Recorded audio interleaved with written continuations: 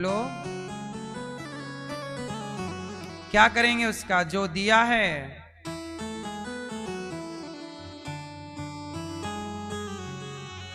जो दिया है उसका क्या होगा? धन्यवाद। क्या करेंगे उसका? धन्यवाद दीजिए। भगवान ने जितना दिया है, जो दिया है, खुश रहना सीखिए, प्रसन्न रहना सीखिए और हर हाल में ईश्वर का धन्यवाद।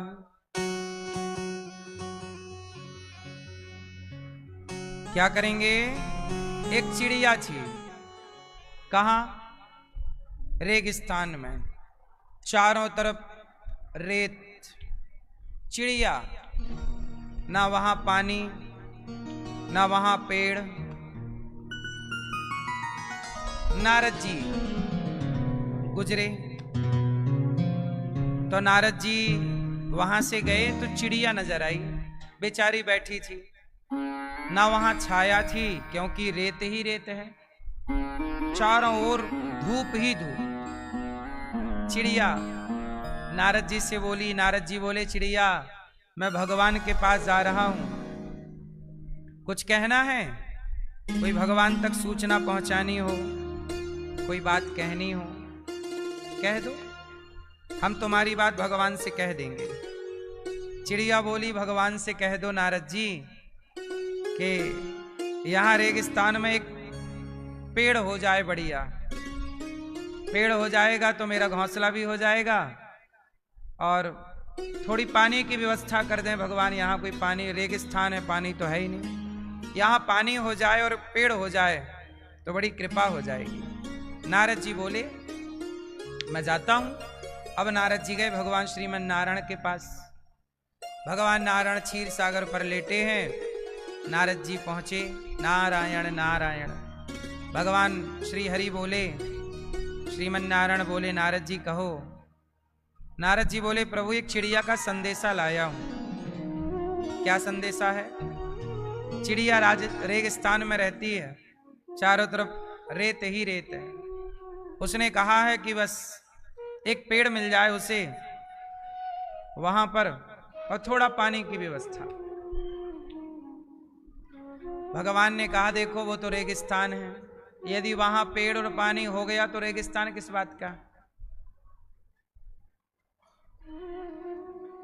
तो चिड़िया से कहना कि बस जो उसे नहीं मिला, मतलब क्या नहीं मिला? पेड़ नहीं मिला, पानी नहीं मिला, जो नहीं मिला वो छोड़ दे शिकायत करना, और जो मिला है उड़ने को पंख मिले कि नहीं? तो तू ऐसा कर सकती है कि पंख हैं, उस तरफ चली जा जहां पेड़ है। और तो जो नहीं मिला उसकी शिकायत मत कर, जो मैंने उसे दिया है। नारद जी चिड़िया से बोलना कि जो मैंने उसे दिया है वह चिड़िया उसका धन्यवाद दे। आप लोग क्या करते हैं? जो नहीं मिला उसकी शिकायत करते हैं, और शिकायत इतनी करते हैं कि जो मिला है वो धन्यवाद देना भूल जाते हैं। अच्छा आप लोग बताइए, आपको नहीं मिला वो ज्यादा है कि मिला है वो ज्यादा है? नहीं मिला इसकी संख्या ज्यादा है या ईश्वर ने जो दिया है उसकी संख्या ज्यादा है? बोलो मैया।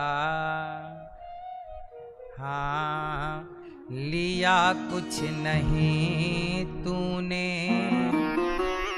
दिया ही दिया है। लिया कुछ नहीं तूने, दिया ही दिया है।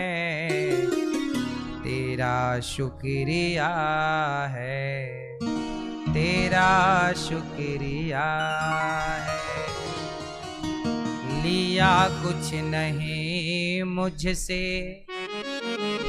दिया ही दिया। अच्छा बताओ, भगवान ने दिया ज्यादा है कि लिया ज्यादा है? क्या है? दिया ज्यादा है कि नहीं दिया वो गिनती ज्यादा है, हैं? लिस्ट बनाओ, जो नहीं मिला उसकी लिस्ट बनाओ आप, क्या क्या ईश्वर ने नहीं दिया और क्या क्या दिया है, बताओ लिस्ट किसकी बड़ी होगी। तो जो नहीं मिला उसकी शिकायत क्यों करते हो, जो मिला है उसका धन्यवाद देकर प्रसन्न रहा करो। चिड़िया रेगिस्तान में इंतजार कर रही थी, नारद जी आएंगे, भगवान का मैसेज कहेंगे। नारद जी आए, नारायण नारायण। चिड़िया जाके नारद जी के चरणों में बैठ गई। महाराज क्या कहा भगवान ने? भगवान ने कहा चिड़िया, भगवान ने कहा है कि बस तुझे जो नहीं मिला उसके लिए परेशान मत हो, जो मिला है उसके लिए ईश्वर का धन्यवाद दे। चिड़िया बोली जी जी। अब चिड़िया बात मान गई और चिड़िया रोज कहे, रोज ऊपर देखे कहे, हे भगवान कोई बात नहीं, आपने पेड़ नहीं दिया कोई बात नहीं, पानी नहीं दिया कोई बात नहीं, कोई बात नहीं, पर आपने पंख तो दिए हैं, मैं फुर्र से उड़ जाती हूं। आपने जीवन तो दिया है, आपका धन्यवाद हे प्रभु, आपने मुझे बहुत कुछ दिया है, हे प्रभु धन्यवाद। रोज चिड़िया, अब चिड़िया तो चिड़िया, उसके पास कोई काम नहीं, दाना खाए और धन्यवाद, दाना खाए, धन्य भगवान तूने दाना दिया धन्यवाद। वो हर दिन हजारों धन्यवाद देती। मैया चिड़िया हर बार क्या करती? धन्यवाद देती। अब 1-2 साल बाद नारद जी फिर वहीं से निकले। तो जब नारद जी ने वहां देखा तो वहां एक सुंदर सा पेड़ था और छोटा सा पानी का झरोखा था, पानी था वहां, और वही चिड़िया घोंसले में किलोल कर रही थी, खुदक रही थी। अब नारद जी ने चिड़िया को बोला, ए यहां तो पेड़ नहीं था, पानी नहीं था, कहां से आया? चिड़िया बोली, आप भगवान से पूछो कहां से आया। नारद जी तुरंत दौड़े दौड़े भगवान के, नारायण नारायण, हे प्रभु आपने मेरी पुकार नहीं सुनी, किसकी बात सुन के आपने वहां पेड़ लगवाया? मैंने कहा था कि लगवा दो, तब तो आपने नहीं लगवाया, किसने बोला आपको? तब भगवान ने कहा, नारद जी मुझे किसी ने नहीं कहा, चिड़िया मुझे रोज धन्यवाद देती, जब रोज वो धन्यवाद देती तो मैं उसके धन्यवाद सुन सुन के विवश हो गया कि इसके पास ना छाया है ना भरपेट पानी है, फिर भी ये धन्यवाद देती है, तो मैं उसे छाया पानी देने के लिए विवश हो गया कि कुछ ना होने पर भी ये जब धन्यवाद देती है तो मैं इसे देकर ही रहूंगा। जब आपके पास कुछ नहीं होता फिर भी आप जब धन्यवाद देते हैं तो भगवान आपको भर देते हैं। सुदामा के पास कुछ नहीं था, फिर भी सुदामा ने कभी शिकायत की? उत्तर दो। शिकायत नहीं की, सुदामा जी ने सदा धन्यवाद दिया। हे प्रभु हे कृष्ण, सब कुछ आपका, ये गरीबी भी आपकी, ये अमीरी भी आपकी, ये जीवन आपका, सब आपका। जब सुदामा जी ने सर्वस्व अर्पण किया तो भगवान भी रह ना पाए, और वो सुदामा जी जब एक मुट्ठी चिवड़ा खिलाते हैं चावल, तो भगवान अपने लोकों की संपदा सुदामा जी को देते हैं। सुदामा जी अपनी हैसियत से मुट्ठी भर चावल देते हैं तो भगवान अपनी हैसियत से सारा धन धान्य सुदामा जी को दे देते हैं। भगवान देने को तैयार हैं, पहले आप ईश्वर की मर्जी से चलिए तो सही। ईश्वर की मर्जी क्या है, चलो बताओ, ईश्वर की मर्जी क्या है? मैया, लाल मैया, बताओ भगवान की मर्जी क्या है?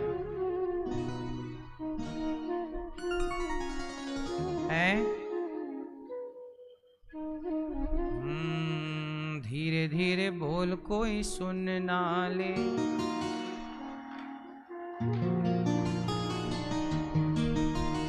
बताओ भगवान की मर्जी क्या है?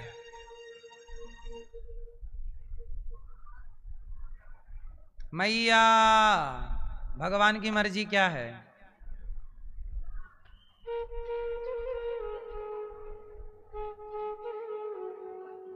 आप भगवान की मर्जी क्या है? दादाजी बताओ, चलो त्रिदेव बताओ भगवान की मर्जी क्या है? सुनो, भगवान की मर्जी क्या है? हाँ, जैसे रखे राम जी रहना चाहिए, और सीताराम सीताराम कहना चाहिए। भगवान जैसे हाल में रखें, जैसी परिस्थिति में रखें, उसमें रहो और खुश रहो कि ये भगवान की मर्जी है। अमीर हो तो खुश रहो कि ईश्वर की मर्जी है, और गरीब रहो तो भी खुश रहो कि ईश्वर की यही मर्जी है। शबरी जंगल में रहती पर खुश रहती, क्योंकि वो मर्जी भगवान की समझती। ये दास अनिरुद्ध, मैं बचपन में भिक्षा मांगता था घर घर जाकर, तब भी मैं खुश था, क्योंकि मैं तब भी समझता था कि ये मर्जी भगवान की है। भगवान की मर्जी है कि मैं भीख मांगूं तो मैं मांगता। भगवान की मर्जी है कि आज मैं वृंदावन में बैठूं और आपकी सेवा करूं, तो वो भी मर्जी, ये भी मर्जी। उस हाल में भी मैंने ईश्वर की कृपा समझी, इस हाल में भी मैंने भगवान की कृपा समझी। ना उस हाल में शिकायत, ना इस हाल में अभिमान। कई बार जब आपका हाल बेहाल होता है तो आप शिकायत करते हैं, और जब आपके दिन अच्छे आ जाते हैं तो आप अभिमान करते हैं। हाँ या ना? ये दास अनिरुद्ध, मैंने अपनी जिंदगी जितनी जी ली, 35 साल मेरे जिंदगी के हो गए पूरे। इन 35 वर्षों में मैंने बहुत कुछ देखा है। मैंने अपने गांव में अपनी वो स्थिति देखी है जब हमारे पास पहनने को कपड़े भी अच्छे नहीं हुआ करते थे, खाने को भरपेट भोजन की व्यवस्थाएं नहीं थी, भिक्षा मांग के गुजारा होता था। उस हाल में भी शिकायत नहीं थी कि भगवान तुमने ये क्यों दिया है, ये दिन क्यों दिए।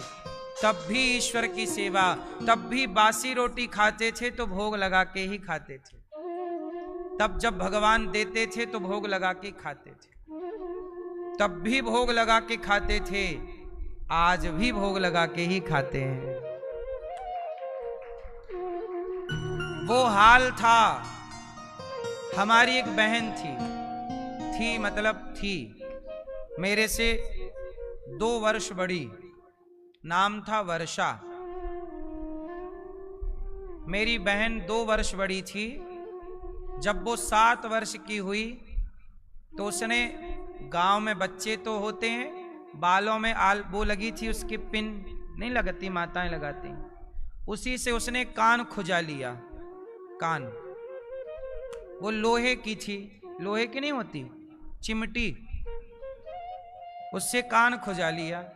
वो कान में कोई बच्चे हैं, कोई फुड़िया रही होगी, वो पुरानी पिन रही होगी, उससे पॉइजन हो गया, टिटनिस।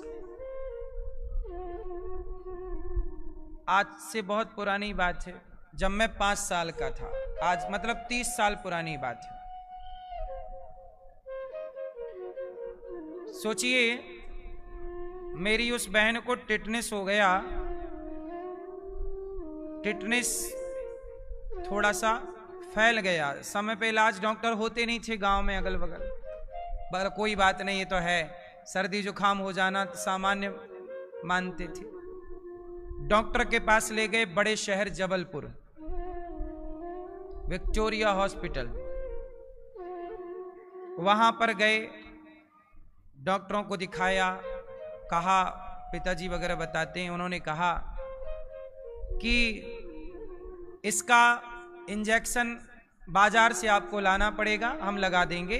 टिटनेस थोड़ा सा फैल गया, पॉइजन फैल गया है, आपको लगभग 2-3 हजार रुपए का खर्चा आएगा। अब 2-3 हजार कहां उस समय, वो ना इंजेक्शन आ पाया, ना वो दवाई हो पाई, ना वो लग पाया, थे ही नहीं।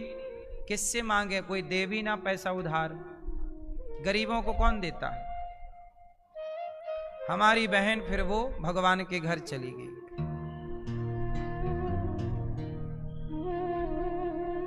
सोचिए 1000-2000 के अभाव में मृत्यु हो गई, 1000-2000-3000 के अभाव में मृत्यु हो गई। हमने वो दिन भी देखा, मुझे आज भी वो दृश्य याद है जब मेरी उस बहन की मृत्यु हुई और उसकी लाश घर पे आई। मैं छोटा ही था, मैं तो जानता भी नहीं था मरना क्या होता है, मृत्यु क्या होती है। मैं तो उसके संग जैसे खेलता था, मैं जाके उसको उठाने लगा, चल खेल मेरे साथ। तो कहने का अर्थ ये है कि ये सब परिस्थितियों से गुजर चुके हैं, तब भी शिकायत नहीं थी भगवान से। ना रहने को घर, ना पहनने को कपड़ा, ना खाने को रोटी, ना तो समाज में कोई ठीक से सम्मान। गरीबों का क्या सम्मान, सिवाय अपमान के। जिस मंदिर में हम लोग रहते थे, वो मंदिर में हम लोग पुजारी थे, मंदिर में पूजा करते। गांव में नहीं मंदिर होते, पुजारी हम लोग थे। तो मंदिर के मालिक मुखिया ने कहा चलो मंदिर खाली करो। अब कहाँ खाली करें, सावन का महीना चल रहा था, बारिश थी, और मंदिर का मालिक बोला मंदिर खाली करो। कहे भैया बारिश तो निकल जाने दो। कहाँ घर भी नहीं था खुद का, कहाँ सामान रखेंगे। उसने सारा सामान उठाया, सड़क पर फेंक दिया। उस जमाने में कैमरे तो नहीं थे, लेकिन आंखों के कैमरे में वो सारा दृश्य आज भी है। सामान उठा उठा के उन लोग बाहर फेंक रहे थे, हम लोग चुपचाप देख रहे थे। सावन का महीना था, पानी रिमझिम बरस ही रहा था। मुझे भी याद है, मैं भी अपने सर में कुछ सामान लेके बारिश में फिर दूसरे के आंगन में हम लोग गए थे। इन सारे दृश्यों को देखा है, पर इन सब को देखकर ना किसी के लिए बद्दुआएं निकाली, ना किसी से शिकायत की, ना भगवान से शिकायत की। शरण में भगवान के ही रहे, इनके सिवा कौन। इसलिए हर परिस्थिति से निकालकर भगवान ने यहां बिठाया है आपकी सेवा में। इसलिए उस परिस्थिति में शिकायत नहीं थी, इस परिस्थिति में घमंड नहीं है, क्योंकि हमने उन परिस्थितियों को देखा है। इसलिए आप भी अपने समय का घमंड ना करना। और याद रखिएगा, जिन लोगों ने बड़ा घमंड रखा था उस जमाने में, आज उन सब का घमंड पिघल गया देखते देखते। जिनकी तूती बोलती थी, जिनका दबदबा था, आज उन्हीं के घरों में बहुत अच्छी स्थितियां नहीं। समय किसी के बाप की बफौती नहीं है, याद रखिएगा। यदि आज समय आपका अच्छा है तो उस समय में आप किसी का तिरस्कार मत कीजिए, अपमान मत कीजिए, बेइज्जत मत कीजिए, क्योंकि समय आज अच्छा है आपका। गाड़ी का पहिया देखो ना, साइकिल का पहिया, गाड़ी का पहिया, जो पहिए का हिस्सा ऊपर है वो हिस्सा थोड़ी देर बाद नीचे आ जाता है, और जो हिस्सा नीचे है वो घूम करके ऊपर चला जाता है। यही ईश्वर का सिद्धांत है। कब किसको भगवान कहां पहुंचा दें, ये खेल सब भगवान का है। हमें लगता है हम करते हैं, आपको लगता है आप करते हैं, पर ना आप करते हैं ना हम करते हैं। सबको किसको कहां पहुंचाना है ये भगवान ही निश्चित करते हैं। हम और आप केवल झूठे ही घमंड पाल लेते हैं, झूठे ही घमंड पाल लेते हैं। हम और आप तो ईश्वर की पुतली हैं, वो नचाता है और हम इसलिए किसी बात का घमंड ना कीजिए, किसी बात का घमंड ना कीजिए, अभिमान नहीं करना चाहिए। समय अच्छा है आपका, आपके पास पैसा है, उससे समाज की सेवा कीजिए, सबका भला कीजिए। आप उस पैसे से किसी को परेशान करने का ना सोचिए, वरना जब ईश्वर आपको परेशान करने पे आएंगे तो कोई आपको बचा ना पाएगा। बात समझ में आई मेरी मां? ईश्वर की अदालत में न्याय होता है, अन्याय जगत में हो सकता है, यहां का कोई व्यक्ति अन्याय करे तो करे, पर भगवान की अदालत में अन्याय नहीं है, न्याय है। पर ईश्वर की अदालत में थोड़ा टाइम लगता है। God mills grind slow but sure. ईश्वर की चक्की धीरे धीरे चलती है, चलती है, आटा पिसता है, गेहूं पिसता, पर धीरे धीरे। इसलिए भरोसा भगवान का रखिएगा, और हर परिस्थिति में क्या रखिएगा? ईश्वर की कृपा का अनुभव करिएगा। मैं कुछ भी नहीं हूं। अब जैसे हमारे श्री यहां गिरिजा शंकर भारद्वाज जी, श्रीमती राम खिलौनी भारद्वाज जी, है ना, आप आए हैं। आपको क्या लगता है कि आप आए वृंदावन कथा सुनने? आप नहीं आए, बिहारी जी ने आपको, बिहारी जी की महफिल को बिहारी जी सजाते हैं, और वृंदावन वही आते हैं जिन्हें बिहारी जी बुलाते हैं। आप आए नहीं हैं, आपको बिहारी जी ने बुलाया है, आपसे ये शुभ काम भगवान ने करवाया है। आप सोचते रहिए, कितने लोग सोच सोच के सोचते रह जाते हैं, मैं भी वृंदावन जाऊं, मैं भी भागवत करवाऊं। पैसे की कमी थोड़ी है लोगों के पास, पैसे की कमी ना होने, पैसा पर्याप्त है, फिर भी वो इच्छा शक्ति नहीं है। इच्छा शक्ति भी है, पैसा भी है, पर सब होने पर भी भगवान की कृपा नहीं, तो भी लोग नहीं आ पाते। सब कुछ है, हाँ या ना? इसलिए मेरा मानना है कि ये संसार चल रहा है तो इसे कोई चला रहा है। ये दास अनिरुद्ध बोल रहा है तो मैं यूं ही नहीं बोल रहा हूं, भगवान बुलवा रहे हैं। आप आए तो आपको बुलाया गया, आप सुन रहे हैं तो भगवान आपको सुनवाना चाहते हैं कि ये सुनो। जैसे भगवान कृष्ण दुर्योधन के पास गए और समझा रहे हैं, मान जा, पांडवों को 5 गांव दे दे, पर वो नहीं सुना, वो नहीं समझा।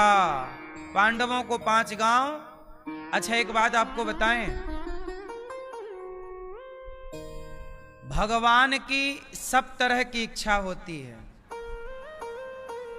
रावण ने ये सब कुछ जो खेल रचाया, सीता मां को चुराना, राम से लड़ना, आप बताइए इसमें भगवान की इच्छा है या नहीं? बोलो जोर से। कहते हैं ना, भगवान की मर्जी के बिना पत्ता नहीं हिलता। तो रावण यदि सीता मां को चुराया तो इस सिद्धांत से राम की मर्जी से ही चुराया होगा। तो क्या राम जी ये चाहते हैं कि मेरी पत्नी चोरी हो जाए? अच्छा बताओ, भगवान की मर्जी के बिना पत्ता हिलता है क्या? नहीं। तो रावण किसकी मर्जी से चुराया सीता जी को? बोलो, राम जी की। तो राम जी क्यों चाहेंगे कि मेरी पत्नी रावण चुरा के ले जाए?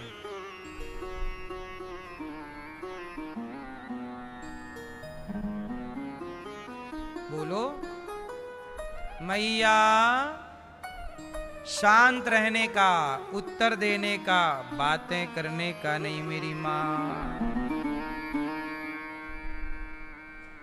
अब आपको बताऊं इसका उत्तर? बोलो हां कि ना।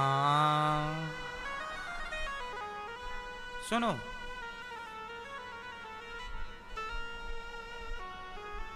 प्रिय भक्तों, देखो ये बातें समझने की हैं। आओ इसे बहुत अच्छे तरीके से समझते हैं। भगवान की मर्जी के बिना पत्ता नहीं हिलता। तो रावण ने सीता मैया को चुराया तो किसकी मर्जी? राम की। तो राम क्यों चाहेंगे कि मेरी पत्नी रावण चुरा के ले जाए? एक्चुअली राम धरती पर इसलिए आए कि समाज को सीख मिले, मैसेज मिले। और मैसेज कैसे मिलेगा? मैसेज कैसे मिलेगा? तो मैसेज देने के लिए भी तो एक खेल खेलना पड़ेगा। बोलो हां। यदि आपको समझाना है कोई बात तो एक कहानी तो बोलनी पड़ेगी ना आपको। तो वो कहानी का हिस्सा बनेगा कौन? तो भगवान ने अपनी पत्नी को और रावण को उस कहानी का हिस्सा बनाया। रावण को प्रेरणा दी कि सीता को चुरा के ले जाओ। और जब रावण सीता को ले गया तो राम जी ने जाके रावण को मारा और मार के समाज को कहा कि सुनो, तुम ना देखना किसी पराई नारी को, वरना तुम्हारा भी सर्वनाश होगा जैसे रावण का हुआ। यदि रावण ना चुराता सीता माता को, रावण का सर्वनाश ना होता, तो आज समाज में नारी का शोषण ज्यादा होता। नारी का शोषण ना हो, इसलिए राम जी ने अपनी नारी के द्वारा समाज की हर नारी की सुरक्षा की व्यवस्था की कि सुनो दुनिया वालों, तुम किसी पराई नारी पर आंख उठाओगे तो ऐसे ही सर्वनाश होगा जैसे रावण का हुआ। तो लोगों के अंदर भय व्याप्त हुआ कि मैं गलत ना करूं, वरना मेरा भी हाल कहीं रावण जैसा। इसलिए समाज के सामने उदाहरण पेश करना था। वो उदाहरण रावण बना। बोलो हां।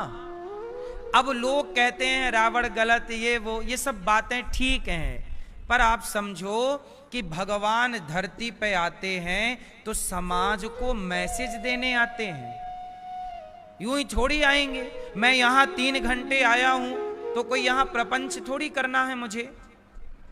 ठीक ठीक बातें आपको समझाने के लिए मैं आया हूं यहां पर। बोलो हां। भागवत सुनने आप बैठे हैं तो भागवत का ही हिस्सा मैं आपको सुनाऊंगा और वही मैं आपको सुना रहा हूं। ये सारी सीख कहां से आई? भागवत से, रामायण से। वही हम आपको सुना रहे हैं।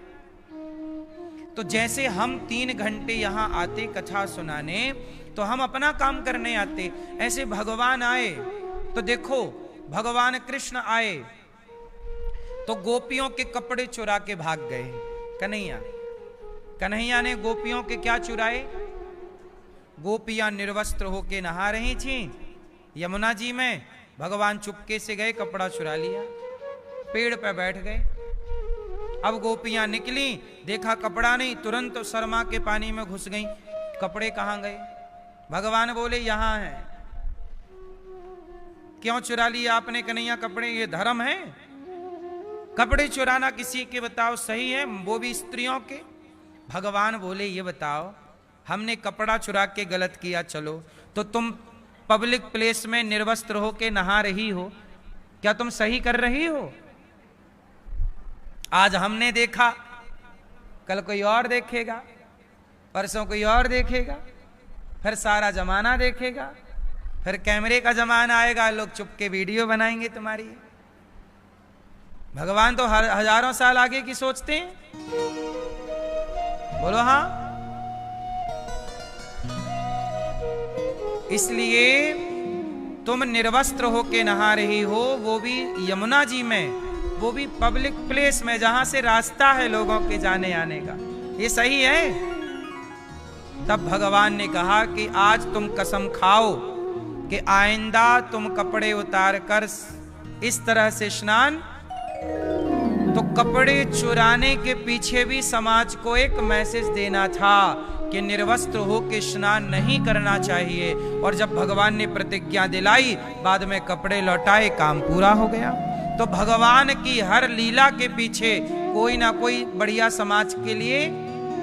अब लोग मैसेज ग्रहण नहीं करते, सीख ग्रहण नहीं करते, कथाओं को कहानियों के हिसाब से सुनना चाहते हैं। अरे हमने कथा सुनी, भगवान ने कपड़े चुराए, ताली बजाई, चले गए। अरे उससे सीखा क्या? उससे सीखा क्या आपने? राम की कथा सुनकर यदि मर्यादा जीवन में उतरी ही नहीं, तो राम की कथा सुनने से क्या होगा? बोलो क्यों मैया? सच बताओ, सुनने से या जीवन में उतारने से किससे कल्याण होना है? बोलो। आपने सुना पूरा पर उतारा कुछ नहीं। सत्संग में कहा गया सच बोलो, आपने भी सुना, सच बोलना चाहिए। झूठ बोलना पाप है, नदी किनारे सांप है।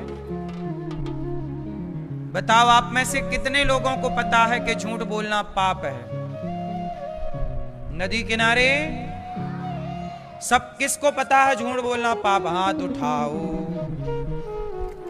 आपको नहीं पता? ये भैया को, इन्हें नहीं पता भैया, भोले हैं। झूठ बोलना पता है कि नहीं? बोलो हाँ। आप सबको पता है कि झूठ बोलना पाप है, तो क्या आप लोगों ने झूठ बोलना छोड़ दिया? बोलो। इसका मतलब ज्ञान तो आपके पास ऑलरेडी है, लेकिन ज्ञान है, इससे क्या फर्क पड़ता है? मेरे पास दवाइयां हैं पर मैं खाऊंगा नहीं, तो होने से थोड़ी बीमारी ठीक होगी। दवाइयां होनी भी चाहिए और समय पर खाने भी चाहिए, तब ना बीमारी जाएगी। ऐसे ज्ञान होना भी चाहिए और ज्ञान को जीवन में उतारना भी चाहिए, तब जीवन में बदलाव होगा। केवल ज्ञान होने से बदलाव? ज्ञान तो रावण को भी था, तो ज्ञान होने से क्या होगा? मुझे ज्ञान है कि चोरी करना गलत है, पर ज्ञान है चोरी नहीं करना चाहिए, फिर भी मैं चोरी करूं तो फिर गलत है ना? आपको पता है झूठ नहीं बोलना, फिर भी झूठ बोलते हैं। आपको पता है चीट नहीं करना, धोखा नहीं देना, फिर भी आप धोखा देते हैं। बोलो हाँ। इसका मतलब है कि आपके पास जो ज्ञान है वह रट्टू तोता वाला ज्ञान है। एक जंगल था, क्या था? जंगल में तोता रहते थे ढेर सारे, और वहां पर ना शिकारी आता था, जाल बिछाता था, दाना डालता था, तोते जाते थे दाना खाने और फंस जाते थे जाल में। एक संत जी वहां से गुजरे, ध्यान से सुनना ये कथा। एक संत जी को लगा बेचारे तोते फंस जाते हैं, क्यों ना मैं तोतों को ज्ञान दे करके ज्ञानवान बना दूं, तो ये फंसेंगे ही नहीं। तो संत जी ने सारे तोतों के साथ सत्संग किया। सारे तोते यहां चलो, आज हम तुम्हें कथा सुनाएंगे। यहां सारे तोते आए। जी गुरुजी सुनो बेटा, बहेलिया आएगा, जाल बिछाएगा, दाना